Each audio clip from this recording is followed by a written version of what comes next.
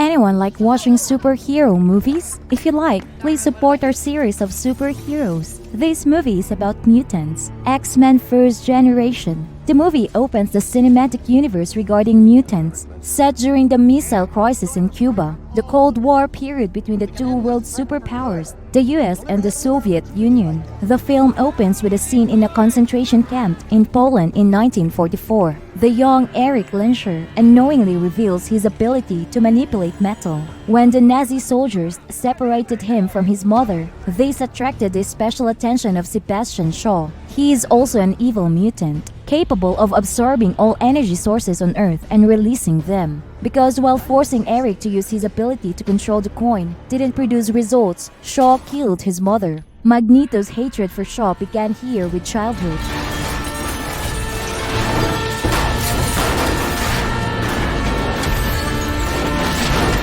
Meanwhile, Charles Xavier, a boy, first met a little girl called Raven. While Raven was transforming into his mother to rummage through the fridge, Raven has been living with Charles ever since, and he sees her as his own sister.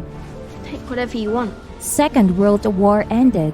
The world was divided into two poles after the Itara Conference. The two leading superpowers in the world as the Soviet Union and the US turned to confront each other, resulting in the Cold War, which lasted for a long time. The seed of the Third World War can happen at any time. Xavier at this time successfully defended his evolutionary thesis and earned a professorship at Oxford University. Erik always has the will to find and kill Shaw. Xavier was an employee of the CIA. Moira asked for help when she saw the mutant group with her own eyes. She used her abilities to intimidate a higher-ranking US official.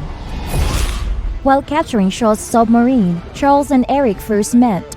Thanks to the help of another CIA officer and Hank McCoy, Charles uses Cerebro for the first time, the machine that amplifies his brain waves globally. Thanks to that, Charles and Erik were on the road to recruit the first mutants.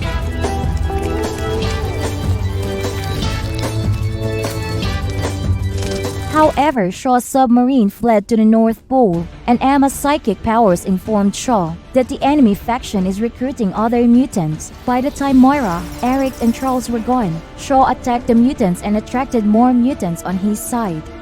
We don't belong here. After returning, Charles knew that Shaw was much stronger than he expected. He began to teach the mutants how to manipulate their powers, ready to stop nuclear war. I will teach you to control this, Alex. If you want to beat me this time, you have to set the beast free. But you can't even accept yourself.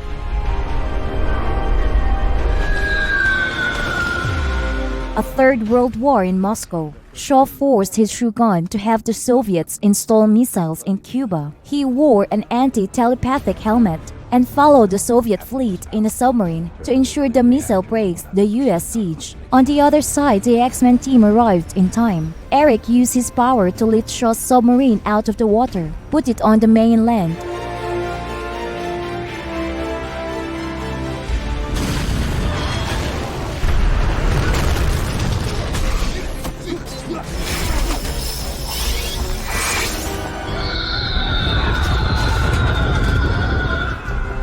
In the battle that followed, Erik took off Shaw's helmet to let Xavier control him. Then he finished him off with his childhood coin.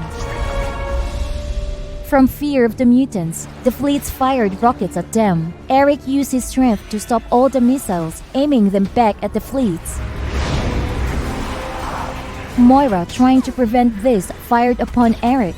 While deflecting the bullets, one glanced and hit Xavier's spine. Erik tries to persuade Xavier to follow him. I want you by my side.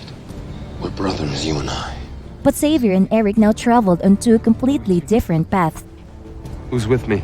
Raven says goodbye to Charles and follows Erik. She told Hank, the genius mutant who always self-conscious about his big mutant and proud.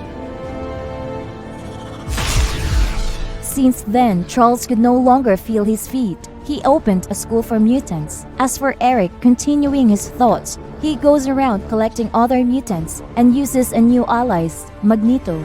I prefer Magneto. Thank you for watching. See you in for next episodes.